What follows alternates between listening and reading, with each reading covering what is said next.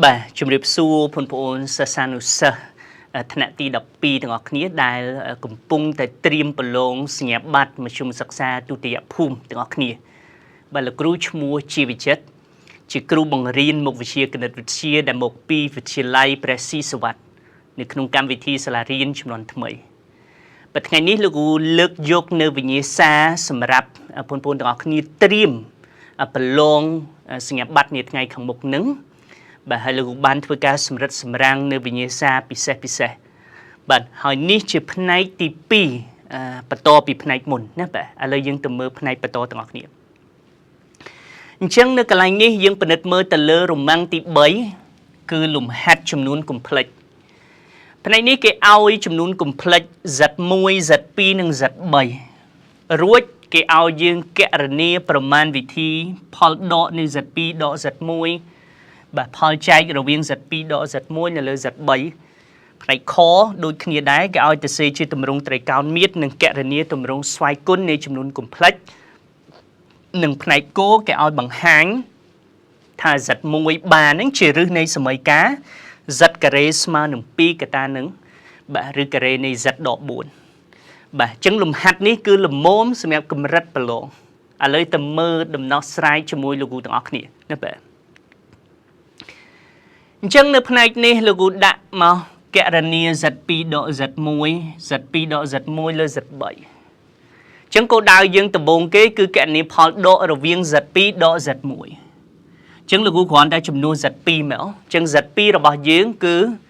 ឫសការ៉េ2បូកឫសការ៉េ6បូក I កតានឹងឫសការ៉េ2ដកឫសការ៉េ6អញ្ចឹងមកកតានេះ Z2 Z1 គឺដកឲ្យឬ2ដក E ឬ6ប៉ុន្តែកន្លែងនេះប្រយ័ត្នឲ្យមែនទេសញ្ញាដកត្រូវប្រើវងកញ្ចក់កាលណាយើងអត់ប្រើទេបាទលំហាត់យើងខុសហើយណាបាទព្រោះនៅពេលដែលយើងលុបវងកញ្ចក់ទៅសញ្ញានៅតួទី2ត្រូវផ្លាស់ប្ដូរសញ្ញាដកគូនៃដកចេញបូកណាបាទយើងធ្វើការទូទាត់ផ្នែកដែលមានបាទ radical ដូចគ្នាមកជាងឬការ៉េ2នេះលោកគ្រូអាចទូទាត់ជាមួយនឹងដកឬការ៉េ2នេះអស់ហើយដក E ឬ6បូក E ឬ6អស់អញ្ចឹងនៅសល់តែផ្នែកខាងមុខទេគឺឬការ៉េ6បូក E ឬ2បាទជាចម្លើយបាទអញ្ចឹងនៅពេលដែលប្រធានគេឲ្យកណនាណាបាទប្រើពាក្យកណនាអញ្ចឹងតម្លៃដែលយើងត្រូវទុកជាទម្រង់ពេជ្រគណិត A បូក EB ណាបាទបន្តទី2កណនាផលចែកដោយសារតែផលដក Z2 ដក Z1 យើងដឹងហើយគឺស្មើឬ6បូក E ឬ2ហើយ Z3 វាស្មើនឹង2ឬ2អញ្ចឹងនៅកន្លែងនេះផ្នែកភាគយកលោកគ្រូចាប់ឬ2ជាកតាអញ្ចឹងសល់ឬ3បូក E ភាគបែង2ឬ2រក្សានៅដដែលយើងធ្វើការសម្រួលឬការ៉េនៃ2ចោលទៅអញ្ចឹងនៅសល់តែឬការ៉េ3បូក E នៅលើ2លោកគ្រូអាចផ្ដាច់ជា2តួបានអញ្ចឹងបានឬ3លើ2បូកជាមួយនឹង1លើ 2E បាទអញ្ចឹងយើងអាចធ្វើការកំណត់បានផលចែកនៃចំនួនកុំភ្លេចរបស់យើងណាបាទផ្នែកខគេឲ្យសរសេរ Z ធំដែលជាផលចែកនៃ Z2 ដក Z1 នៅលើ Z3 ហ្នឹងជាទម្រង់ត្រីកោណមៀតបាទអញ្ចឹងដោយសារយើងដឹងថាផលចែករបស់យើងចែកទៅវានៅសល់ឬការ៉េនៃ3លើ2បូក1លើ 2E ហើយយើងហៅតួទី1ឬ3លើ2ត្រូវនឹងកុសប្រមាណបាទគឺកុសផៃនៅលើ6អញ្ចឹងបន្ទាប់ក៏ដូចគ្នាគ្រាន់តែដាក់ I sin ផៃលើ6ដែរមកអាគុយម៉ងត្រូវតែដូចគ្នាណាបាទអញ្ចឹងលោកគ្រូអាចធ្វើការកំណត់បានហើយយើងគ្រាន់តែកណនាតម្លៃ Z ស្វ័យគុណ6និង Z ស្វ័យគុណ12ដោយប្រើតាមរូបមន្តស្វ័យគុណ n នៃចំនួនកុំភ្លេចឬក៏ប្រើតាមរូបមន្ត de Moivre មកគ្រាន់តែតម្លាក់បាទស្វ័យគុណគុណជាមួយនឹង A គុញម៉ងមកណាបាទគុណមួយ A គុញម៉ងអញ្ចឹងនៅកន្លែងនេះលោកគ្រូតម្លាក់តាមរូបមន្ត de Moivre មកគូកណនា Z ស្វ័យគុណ6មុនអញ្ចឹងតម្លាក់ទៅបាន6ផៃនៅលើ6នេះក៏ដូចគ្នា6លើ6សម្រួលគ្នាអស់នៅសល់កុសផៃបូក I sin ផៃបាទអញ្ចឹងនៅកន្លែងនេះយើងដឹងថាកុសផៃវាស្មើដក1 sin ផៃស្មើនឹង0អញ្ចឹងយើងអាចទៅសេបានដក1បូក 0E បាទជាចម្លើយណាបាទដូចគ្នាចំពោះផ្នែកស្វ័យគុណ Z ស្វ័យគុណ12លោកគ្រូតម្លាក់តាម case de Moivre ដែរណាបាទអ ចឹង12គុណឲ្យផៃបាន12ផៃដូចគ្នាដែរ12ផៃនៅលើ6យើងចែកលេខមក12ចែកនឹង6បាន2ចឹងកុស2ផៃបូក i sin 2ផៃកុស2ផៃស្មើនឹងបាទស្មើនឹង1 sin 2ផៃស្មើ0ចឹងចម្លើយរបស់យើងគឺស្មើ1បូក 0e បាទជាចម្លើយបាទមែនតើកន្លែងនេះ z12 គឺ1បូក 0e ណាបាទ1បូក 0e ឥឡូវយើងពិនិត្យមើលទៅលើផ្នែកគោលគេឲ្យបង្ហាញថា z អងបានហ្នឹងដែល z អងបានហ្នឹងគឺជាចំនួន complex ឆ្លាស់នៃ z អងជារឹសមួយនៃសមីការ z ការ៉េស្មើនឹង2កតានឹងរឹសការ៉េនៃ z បាទ 2z ដក4អញ្ចឹងយើងដឹងថាដើម្បីបង្ហាញអីមួយជារឹសឬក៏ជាចម្លើយនៃអីមួយយើងគ្រាន់តែផ្ទៀងផ្ទាត់អានឹងចូលនៅក្នុងបាទទំនាក់ទំនងឬក៏សមីការនោះមក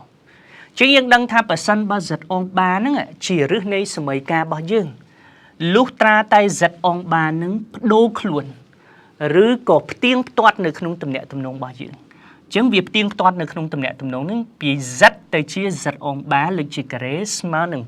2បាទកតានឹងឬការ៉េ2ដក z អងបានបាទដក4ហើយយើងគ្រាន់តែចំនួន z អងបាចូលទៅក្នុងទំនាក់ទំនងហើយផ្ទៀងផ្ទាត់ឲ្យឃើញថាពិតទៅចប់ណាបាទអញ្ចឹងនៅកន្លែងនេះយើងដឹងថា z អងបារបស់យើងបាទគឺស្មើទៅនឹងឬការ៉េ2បូកឬការ៉េ 6e ព្រោះដោយសារ z អងរបស់យើងដកអញ្ចឹងឆ្លាស់របស់វាគឺឆ្លាស់សញ្ញានៅផ្នែកនិមិត្តអញ្ចឹងដកឆ្លាស់សញ្ញាទៅបានបូកណាបាទចឹងយើងលើកជាការ៉េទៅហើយផ្នែកម្ខាងទៀតលោកគ្រូដូចគ្នាជំនួសទៅហើយលោកគ្រូធ្វើការពន្លាតទូទាត់លេខឲ្យអង្គខាងឆ្វេងស្មើនឹងអង្គខាងស្ដាំចឹងផ្នែកនេះលោកគ្រូប្រើតាម a បូក b លើកជាការ៉េហើយផ្នែកនេះលោកគ្រូធ្វើការពន្លាតនិងទូទាត់តម្លៃលេខមកណាបាទចឹងលោកគ្រូធ្វើការពន្លាតទូទាត់ទៅហើយសម្រួលទៅវានៅសល់នេះ2ដក6សល់ដក4បូកបាទ12លោកគ្រូបញ្ចេញពីរឹសទៅបាន2ឬការ៉េ3អញ្ចឹង2គុណនឹង2បាន4ឬការ៉េ 3e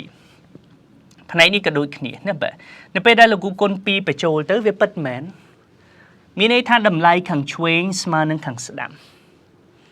សមភាពកាត់ឡើងពិតអញ្ចឹងមានន័យថាយើងអាចទាញបានថា z អងបានហ្នឹងប្រកាសណាស់ជារឹសមួយនៃសមីការរបស់យើង z ការ៉េស្មើនឹង2កតានឹងឬការ៉េនៃ z ដក4ពិតមែនណាបាទពិតមែនបាទឥឡូវយើងចូលទៅកាន់ផ្នែករ៉ូម៉ាំងទី4គឺលំហាត់ប្រូបាបបាទអញ្ចឹងនៅក្នុងលំហាត់ប្រូបាបនេះគេថានៅក្នុងថង់មួយមានឃ្លីស2គ្រាប់ឃ្លីខ្មៅ3គ្រាប់និងឃ្លីក្រហម4គ្រាប់គេចាប់យកឃ្លីម្ដងចំនួន3គ្រាប់ព្រមគ្នាដោយចៃដន្យចេញពីថង់រួចគេឲ្យយើងរកប្រូបាបនៃព្រឹត្តិការណ៍ A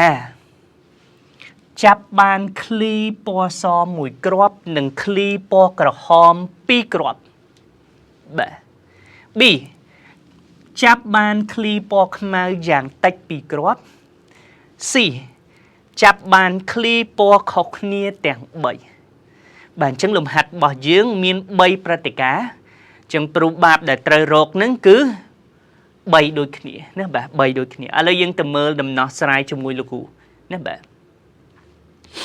អញ្ចឹងនៅផ្នែកនេះជាសមត្ថកម្មយើងដឹងថាឃ្លីសយើងមាន2ឃ្លីខ្មៅ3និងឃ្លីក្រហម4អញ្ចឹងនៅពេលដែលយើងសរុបចំនួនឃ្លីទាំងអស់បូកបញ្ចូលគ្នាទៅបានបាទបាន9គ្រាប់ហើយដោយសារយើងដឹងថាយើងចាប់ព្រមគ្នាដោយចៃដន្យចំនួន3ចេញពីថង់អញ្ចឹងចំនួនដែលអាចកើតមានឡើងទាំងអស់គឺជាបន្សំនៃការជ្រើស3ចេញពី5 9ណាបាទចេញពីចំនួនឃ្លីសរុប9ហ្នឹងអញ្ចឹងអនុវត្តតាមរូបមន្តបន្សំ C នៃ n យក a បាទជាផលធៀប n factorial នៅលើ n ដក a factorial គុណនឹង a factorial ចឹងអនុវត្តរូបមន្តហើយទូទាត់លេខទៅបាទនេះយើងពលាត9គុណគ្នាដល់6ទៅសម្រួល1ភាគបែងណាបាទ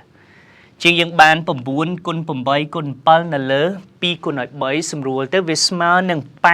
84ករណីបាទ84ករណី ក្រោយពីការកំណត់បាននៅចំនួនករណីអាចហើយឥឡូវយើងពិនិត្យមើលទៅលើព្រឹត្តិការណ៍ A របស់យើងចាប់បានឃ្លីពណ៌ស1គ្រាប់និងឃ្លីពណ៌ក្រហម2គ្រាប់អញ្ចឹងយើងដឹងថាឃ្លីពណ៌សរបស់យើងវាមានចំនួន2ឃ្លីពណ៌ក្រហមមានចំនួន4អញ្ចឹងដើម្បីឲ្យការជ្រើសនឹងបានឃ្លីស1និងឃ្លីក្រហម2លុះត្រាតែយើងជ្រើស1បាទចេញពីឃ្លីស2និងជ្រើស2ចេញពីឃ្លីក្រហម4បាទអញ្ចឹងយើងអាចទៅសេបន្សំ C នៃ2យក1គុណឲ្យ C នៃ4យក1ផ្នែកនេះគឺជាចំនួននៃការជ្រើសអញ្ចឹងជ្រើសសរុប3ណាបាទអស់ហើយទូទាត់តាមរូបមន្តមកអានេះវាចូលរូបមន្តរបស់យើងហើយ C នៃ n យក1ស្មើ n អញ្ចឹង2យក1បាន2 4យក2បាន4 factorial នៅលើ2 factorial គុណឲ្យ2 factorial អញ្ចឹងទូទាត់ជាតម្លៃលេខមកស្មើនឹង12ករណីណាបាទ12ករណីឬក៏យើងធ្វើផលធៀបតម្លៃប្រូបាបរបស់យើងស្មើនឹងចំនួនករណីស្រប NA នៅលើ NS ស្មើនឹង12នៅលើ84សម្រួលទៅបាន1នៅលើ7បាទជាប្រូបាបក្នុងករណីដែលគេចាប់បានឃ្លីពណ៌ស1គ្រាប់និងឃ្លីពណ៌ក្រហម2គ្រាប់បាទឥឡូវយើងពិនិត្យមើលទៅលើព្រឹត្តិការណ៍ B វិញម្ដងបាទអញ្ចឹងនៅក្នុងព្រឹត្តិការណ៍ B គេចង់ឲ្យការចាប់នឹងបានឃ្លីពណ៌ខ្មៅយ៉ាងតិច2គ្រាប់បាទអញ្ចឹងនៅកន្លែងនេះយើងឃើញពាក្យគេប្រើយ៉ាងតិច2គ្រាប់អញ្ចឹងដោយសារឃ្លីខ្មៅរបស់យើងមានចំនួន3អញ្ចឹងដើម្បីឲ្យការចាប់បានឃ្លីខ្មៅយ៉ាងតិច2គ្រាប់មានន័យថាគេត្រូវចាប់ឃ្លីខ្មៅ2ឬក៏ឃ្លីខ្មៅ3អញ្ចឹងបើខ្មៅ2នៅសល់មួយទៀតប្រកាសថាឃ្លីពណ៌ផ្សេងពីពណ៌ខ្មៅតែបើខ្មៅទាំង3មានន័យថាអស់ហើយព្រោះដោយសារយើងជ្រើស3ណាបាទអញ្ចឹងយើងពិនិត្យមើលចំនួនករណីស្របនៃព្រឹត្តិការណ៍ B ជាបន្សំនៃការជ្រើស2ចេញពីឃ្លីពណ៌ខ្មៅចំនួន3និងគុណការជ្រើស1ចេញពីឃ្លីពណ៌មិនមែនពណ៌ខ្មៅណាបាទអញ្ចឹងឃ្លីដែលមិនមែនពណ៌ខ្មៅសរុបទៅបាន6អញ្ចឹង6ជ្រើស1រីឯឃ្លីខ្មៅ3ជ្រើស3ដដែលហើយយើងទូទាត់តាម case យើងមក C នៃ n n ដក1ពុនទូទាត់ទៅបាន3 C 6យក1បាន6 C នៃ n យក n 3យក3ស្មើនឹង1ទូទាត់3គុណ6 18បូក1បាន19ក្រោយពីកំណត់បានចំនួនករណីស្របហើយគ្រាន់តែធ្វើផលធៀបប្រូបាបនៃព្រឹត្តិការណ៍ករណីស្របនៅលើករណី A ចឹងបាន19នៅលើ84 19ដោយសារជាចំនួនបឋមយើងសម្រួលអត់បានទេចឹងទុកដដែលណាបាទយើងមើលទៅលើព្រឹត្តិការណ៍ C វិញគេចង់ឲ្យការចាប់នឹងបានឃ្លីពណ៌ខុសគ្នាទាំង3ណាបាទចាប់បានឃ្លីពណ៌ខុសគ្នាទាំង3ហ្នឹងមានន័យថាចាប់បានឃ្លីមួយក្នុង1000ហ្នឹងឯងណាបាទអញ្ចឹងនៅកន្លែងនេះលោកគ្រូជ្រើស1ចេញពីឃ្លីពណ៌ស2បាទជ្រើស1ចេញពីឃ្លីពណ៌ខ្មៅ3ជ្រើស1ចេញពី4មកមែនណាជ្រើសទៅបានម្នាក់មួយពណ៌ណាបាទអញ្ចឹង C នៃ n យក1បាន n ដដែលអញ្ចឹង2យក1បាន2 3យក1បាន3 4យក1បាន4គុណគ្នាទៅបាន24ករណីណាបាទ24ករណីអញ្ចឹងយើងអាចធ្វើការកំណត់បានប្រូបាបនៃព្រឹត្តិការណ៍ C ស្មើនឹង NC នៅលើ NS ណាបាទអញ្ចឹងទូទាត់លេខមកលោកគ្រូយកផ្នែកបាទផលគុណរាយរបស់យើងយកមកដាក់ជាមួយផលគុណរាយនៃចំនួនករណីអាចងាយស្រួលក្នុងការទូទាត់និងសម្រួលបងប្អូនទាំងអស់គ្នាក៏អាចយកតម្លៃចំនួនករណីស្របចំនួនករណីនឹងធៀបគ្នាហើយសម្រួលក៏បានគ្រាន់តែយើងហត់បើយើងមានតម្រង់ជាផលគុណពន្លាតហើយប្រើនឹងទូទាត់មកងាយណាដូច4សម្រួល4អស់3សម្រួល3អស់អញ្ចឹងសល់2លើ7ឃើញចម្លើយបាត់ណាបាទហើយនេះគឺជាលំហាត់បន្ថែមសម្រាប់បងប្អូនទាំងអស់គ្នាយកទៅវឹកហាត់ណាបាទដែលមានលក្ខណៈស្តៀងនឹងផ្នែកមុនដែរហើយលោកគ្រូជឿថាបងប្អូនទាំងអស់គ្នាអាចធ្វើបានណាបាទអាចធ្វើបានបាទ ឥឡូវយើងមើលទៅកាន់រមាំងបន្ទាប់រមាំងទី5ជាទម្រង់សម័យកាល differential លំដាប់2បាទអញ្ចឹងនៅកន្លែងនេះយើងមើលប្រធានយើងឲ្យយើងរកអនុគម phi ដែលកំណត់លើ r ដែល phi នៃ x បាទគេមានអនុគម phi កំណត់លើ r ដែល phi នៃ x ស្មើនឹង alpha e សេគុណ x បូក beta e សេគុណដល់ x ប្រធានរបស់យើងគេឲ្យយើងបង្ហាញថា phi នៃ x ហ្នឹងជាចម្លើយទូទៅនៃសម័យកាល បាទហើយផ្នែកខគេឲ្យយើងកំណត់ចម្លើយនៃ phi នៃ x បើក្រាបនៃអនុគមកាត់តាមចំណុច A នឹងបន្ទាត់ប៉ះត្រង់ចំណុច A ហ្នឹងមានមេគុណប្រាប់ទិសស្មើនឹង5បាទអញ្ចឹងលំហាត់នេះជាទម្រង់លំហាត់ល្មមដែរអញ្ចឹងឥឡូវទៅមើលដំណោះស្រាយជាមួយលោកគ្រូទាំងអស់គ្នាណាបាទអញ្ចឹងនៅក្នុងលក្ខខណ្ឌនៃការបង្ហាញ A1 ជាចម្លើយនៃ A1 គេចង់បង្ហាញថា phi នៃ x ជាចម្លើយទូទៅនៃសម័យកាល អញ្ចឹងលោកគ្រូគ្រាន់តែធ្វើការវិចារអញ្ចេះថា phi នៃ x ជាចម្លើយទូទៅនៃ លុះត្រាតែ phi នៃ x ហ្នឹងផ្ទៀងផ្ទាត់នៅក្នុងសម័យកាល ណាបាទផ្ទៀងផ្ទាត់នៅក្នុងសម័យកាល អញ្ចឹងដោយសារសម័យកាល យើងគឺ y សកុងដក y ស្មើ0ហើយមែនទែននៅក្នុងលំហាត់នេះលោកគ្រូគ្រាន់តែយកសមត្ថកម្ម phi នៃ x របស់យើងលោកគ្រូធ្វើ derivative ទី1ហើយធ្វើ derivative ទី2អញ្ចឹងផ្នែកនេះអត់ពិបាកទេដោយសារ alpha beta ជាចំនួនថេរអត់រង derivative ទេយើងគ្រាន់តែ derivative x និង សេគុណដក x ប៉ុន្តែកន្លែង derivative សេគុណដក x ប្រយ័ត្នណាស់បាទ ស្វ័យគុណដក x យើង derivative ទៅបានដក ស្វ័យគុណដក x អញ្ចឹងកន្លែងនេះដូរទៅសញ្ញាដក derivative ទី2ក៏ដូចគ្នាត្រឡប់មកដើមវិញហើយយើងធ្វើការបូកនឹងទូទាត់មកអញ្ចឹងអានេះយើងមានហើយយើងគ្រាន់តែចំនួនទូទាត់ទៅគឺវាពិតជាស្មើ0មែនណាបាទដូចអ្វីដែលយើងវិចារផ្នែកខាងលើពិតណាបាទអញ្ចឹងវាបញ្ជាក់ឲ្យយើងដឹងថា phi នៃ x ពិតជាចម្លើយទូទៅនៃសម័យកាល ហើយក៏មានបងប្អូនខ្លះគាត់យកសម័យកាល ហ្នឹងមកតាំងជាសម័យកាលសម្គាល់ហើយដោះស្រាយទៅឃើញចម្លើយនេះ phi x យើងប៉ុណ្ណឹងក៏បានបដិគោលដៅនៃការបង្ហាញណាលោកលើកទឹកចិត្តឲ្យជំនួសឲ្យផ្ទៀងផ្ទាត់ជាងណាបាទ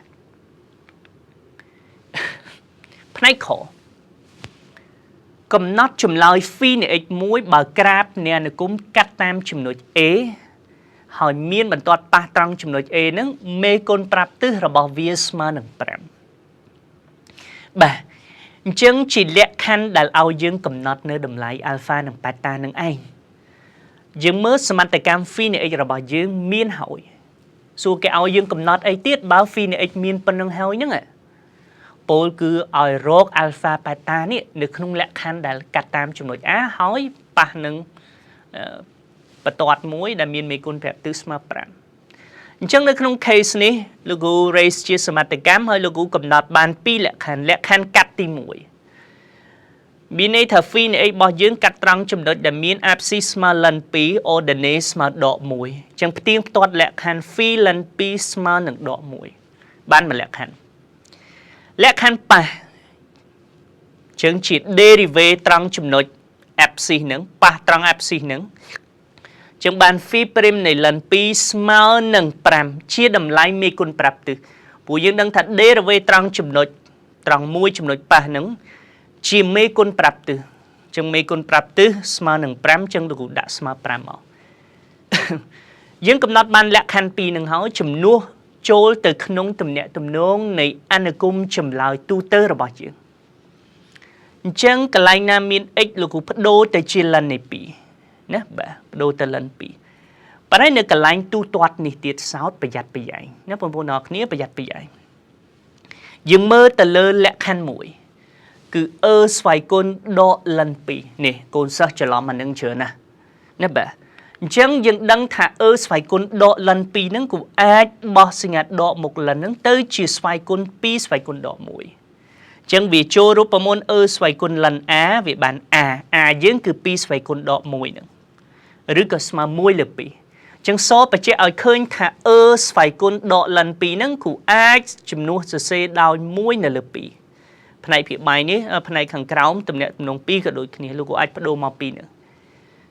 លោកគ្រូតាំងជាទំនាក់ទំនង1និង2 រួចយើងធ្វើការបូកទំនាក់ទំនងសមីការ1 និង 2 មែនអូបាទអញ្ចឹងផ្នែកនេះប៉ាតា1 លើ 2 ដកប៉ាតា1 លើ 2 ទូទាត់គ្នាអស់លេង2 alpha បូក 2 alpha បាន 4 alpha ដក 1 បូក 5 បានបូក 4 ទាញរក alpha ស្មើនឹង 1 រក alpha បានជំនួសនៅក្នុងទំនាក់ទំនង 1 ក៏បាន 2 ក៏បានដើម្បីធ្វើការកំណត់រកប៉ាតាអញ្ចឹងលោកគ្រូជំនួសចូល1មកតាម1លោកគ្រូជំនួស alpha ស្មើ1នៅកន្លែងហ្នឹងមកយើងទូទាត់លេខទៅបានប៉ាតាស្មើនឹងដក 6 អញ្ចឹងរក alpha ប៉ាតាបានហើយយកទៅណាបាទយកទៅជំនួសនៅក្នុងអនុគមចម្លើយទូទៅយើងកំណត់បានចម្លើយ1ចម្លើយពិសេស1ក្រោមលក្ខខណ្ឌកាត់ហើយប៉ះនឹងបន្ទាត់ដែលមានមេគុណប្រាប់ទិសស្មើ5ហ្នឹងអញ្ចឹងអនុគម phi នៃ x របស់យើងស្មើនឹង e ស្វ័យគុណ x ដក 6 e ស្វ័យគុណដក x បាទជាចម្លើយបាទលោកគ្រូក៏មានលំហាត់ស្រដៀងប្រហែលដែរដែលបងប្អូនទាំងអស់គ្នាអាចយកទៅអនុវត្តណាបាទពង្រឹងសមត្ថភាពបន្ថែមដោយមើលទៅតាមគំរូដែលលោកគ្រូបានបង្ហាញខាងលើបាទដូចគ្នាលោកគ្រូមានបន្ថែម2លំហាត់ទៀតដែលជាទម្រង់លំហាត់ជ្រើសរើសពិសេសហើយជាលំហាត់ល្អមួយណាបាទជាងអាចយកទៅពង្រឹងនិងអនុវត្តបន្ថែមបាទឥឡូវយើងពិនិត្យទៅលើផ្នែករ៉ូម៉ាំងទី6ជាទម្រង់លំហាត់ vector នៅក្នុងលំហបាទចឹងនៅនេះលោកគ្រូមានលំហាត់កខគឥឡូវយើងពិនិត្យមើលដំណោះស្រាយជាមួយលោកគ្រូមកកុំឲ្យខាត់ពេលណាបាទផ្នែកកគេឲ្យយើងរកសមីការប្លង់ P ដែលកាត់តាម B ហើយកែងនឹង vector AB បាទកែងនឹង vector AB អញ្ចឹងមានន័យថាគេឲ្យរកប្លង់ដែលកែងទៅនឹង vector AB1 អញ្ចឹងកន្លែងនេះលោកគ្រូប្រើរូបមន្តយើងសិនរូបមន្តសមីការប្លង់គឺ A កតានឹង x ដក x0 បូក B ក្រេតដក x ក្រេត0បូក C z ដក z0 ស្មើ0ប្លង់កាត់តាមចំណុច B អញ្ចឹង B យើង0 2 2អញ្ចឹងមានន័យថា x0 យើង0 y0 2 z0 2ដោយសារប្លង់របស់យើងកែងនឹង vector AB មានន័យថា vector normal នៃប្លង់ស្មើនឹង vector AB ដែលស្មើនឹងដក 1 2 1អញ្ចឹងរមកយក coordinate ចុងដកគុលយក xb ដក xa មកណាបាទអញ្ចឹងនៅកន្លែងនេះលោកគ្រូបញ្ជាក់បងប្អូនទាំងអស់គ្នាបន្ថែមមិនបានលោកគ្រូហ៊ានយក vector normal នៃប្លង់នឹងស្មើនឹង vector AB ដោយសារគេប្រាប់ថា vector AB ហ្នឹងនេះកែងនឹង vector AB រកប្លង់ដែលកែងនឹង vector AB អញ្ចឹងបើប្លង់នឹងកែងនឹង vector AB មានន័យថា vector AB ហ្នឹងក៏កែងនឹងប្លង់ដែរណាបាទកែងអញ្ចឹងបើកែងមានន័យថាជា vector normal នៃប្លង់អញ្ចឹងគ្រប់ vector ដែលកែងនឹងប្លង់ជា vector normal នៃប្លង់ណាបាទអញ្ចឹងលោកគ្រូអាចកំណត់បាន vector normal ណាបាទរួចយើងជំនួសចូលទៅក្នុងរូបមន្តយើងមកហើយទូទាត់សម្រួលអស់មកអញ្ចឹងបានបាទដក x បូក 2y បូក z បាទដក 6 ស្មើ0អញ្ចឹងអាចធ្វើការកំណត់បាននៅសមីការប្លង់របស់យើងណាបាទទី2គេឲ្យយើងទាញរកចម្ងាយពីគុល O អញ្ចឹងគុល O គឺគុលតម្រុយនឹងឯងទៅប្លង់ P អញ្ចឹងរូបមន្តចម្ងាយពីចំណុចទៅប្លង់បាទគឺជាផលធៀបនៃ norm ax0 បូក b ក្រេត0បូក cz0 បូក d បាទតម្លៃដែលខាតមែនទេនៅលើរឹសការ៉េនៃមេគុណតម្លៃនៃបាទ coordinate នៃ vector normal របស់យើង vector ដែលកែងនឹងប្លង់នឹងចឹងដោយសារគុល O របស់យើងមាន coordinate 0 0 0 ប្លង់របស់យើងប៉ុណ្ណឹងលោកគ្រូជំនួសចូលទៅក្នុងទំនាក់ទំនងរូបមន្តខាងលើទៅដោយសារគុល O យើង x00 y00 z00 អញ្ចឹងផ្នែកខាងលើនឹងទូទាត់ទៅ0អស់លេងនៅសល់តែ d ដក 6ផ្នែកភាគបែងដូចគ្នាបានរឹសការ៉េនៃ 6អញ្ចឹងដោយសារដក 6បញ្ចេញពីតម្លៃដែលខាតបាន 6អញ្ចឹង 6 លើរឹសការ៉េ 6អញ្ចឹងទូទាត់ទៅគុណបំបត្តិរ៉ាឌីកាល់ភាគបែងនៅសល់រឹស 6មានន័យថាចម្ងាយពីគុល O ទៅប្លង់ P យើងគឺស្មើនឹងរឹស 6 ឯកតាប្រវែងណាបាទបន្ទាប់មួយទៀតគេឲ្យយើងរក coordinate នៃ vector AC និង vector BD រួចគេឲ្យគណនាផលគុណ scalar នៃ vector AB ជាមួយនឹង vector AC ជានៅកន្លែងនេះលោកគ្រូរក vector AC បាទចឹងបាន xc ដក xa yc ដក ya zc ដក za Chẳng đời xa có ordinate dân đăng mùi mùi ấy, dân vô trong độ cô tới. Lúc tu toát tới bàn pi mùi độ mùi, nè bà. Đôi khía về ta bê đế, lúc tu toát lên đôi khía đáy, chẳng bàn mùi mùi độ mùi. Nè bê đá lúc thua ca kẹ ra nia phal con scalia này pi về ta. Cứ về ta à bê nâng về ta à xệ. Chẳng à bê dân miên ở phần môn hỏi, để dân kẹ ra nia bị phần có. Chẳng dốt một scalia nâng về ta à xệ. Chẳng rupa môn scalia là bảo dương apsi con apsi bốc ordinate con ordinate bốc code con nói code tu toát tới bán sồn. Chẳng những đăng hỏi thà phal con này pi vector scalia khnia mà sồn. Chẳng ban vector tầng pi nút cánh khnia nè bạn. Chẳng cái này nghĩ của quan đã chơi tam bát thiên đã cái ao dương kẹt này pi nâng tỷ nè bạn. Và tỏ máu cái ao dương bằng hai thải trạng từ cao ABDC. Và cái này ní ABDC chỉ trạng từ cao cái tay mình men cà rệ. Và chẳng cái ao dương bằng hai thải trạng từ cao ABDC chỉ trạng từ cao cái tay mình men cà rệ. Chẳng như đừng ấy trạng từ cao cái và có ra mình men cà rệ thì. Và đây dương thơ proof ở cái chữ nè bà. Trên năm bay bà hang case tí mũi là nâng bằng hang tam cả rần ấy vì chia parallelogram dẫn. Chẳng đời sao vector AC mà vector BD, chẳng AC mà BD. Miền này tha là cụ tiên ban thải trạng từ cao ABDC chia parallelogram. Chẳng cái này như dân đã thiết ở dụ bố lòi bởi dắt, bố bà thiên dưỡng ABDC. Nè bà, bởi dắt đã CD bà, cho lòng cái này bà đổi. Tiếng toát của ordinate át bật bà đói. Nè bà bây dạy. Hỏi dân đăng mùi tiết đời xa tại Paul Kun Scalia để dân kẹt nịp này một nướng smartphone dân dân bàn thá chạy từ cao nướng và có thá chỉ chạy từ cao cạnh. Nè bà chỉ chạy từ cao cạnh. Và đây dân nướng bà hang cái tiết thả viên mình men chi cà rê. Chẳng đầm bây bà hang ở cây chưa thả viên mình men chi cà rê dân ai bà hang tam cả ra này trùng. Miền này thả provide trùng bà AB chứ mùi nâng AC ní bà đói hơi nâng tật tấn ớt smart khnia màu. Và bà đói tật tấn smart khnia tiết là nông với cà rê. Bà đói tật tấn ớt smart khnia chẳng case nâng mình men chố cà rê tí. Chẳng là gũ rốt provide về đó mùi khơi rư bà mùi tiết khơi rư bởi. Chẳng đời xa provide chung mình smart khnia. Miền này thả chạy tật cao AB DC chia chạy tật cao cái tay mình men cà rê. Nè bà, bật men. Bạn ấy cứ chia tùm rung lùm hát bằng thám. Phôn phôn ai dốt từ xa là bốn bằng thám nơi cái này ní. Lúc cụ đã tùm rung lùm hát bà hài đấy. Nè bà. Hồi lúc cụ sừng khâm thà phôn phôn ai thua bán. Nè bà ai thua lùm hát ní bàn. Bà. Bạn chân dương ban mà đo phần này bình chọc này vì như xa rồi bỏ dương hói. Lúc cụ xông ở quân phôn phôn đó khá sầm rạp ca chùm này. Pêl tu sơ naในวิดีโอ mùi ní. សង្ឃឹមថាបងប្អូនទាំងអស់គ្នានឹងទទួលបានជោគជ័យនៅក្នុងការសិក្សានិងប្រឡងជាប់សញ្ញាបត្រមធ្យមសិក្សាបាទទុតិយភូមិនាថ្ងៃខាងមុខបាទសូមអរគុណ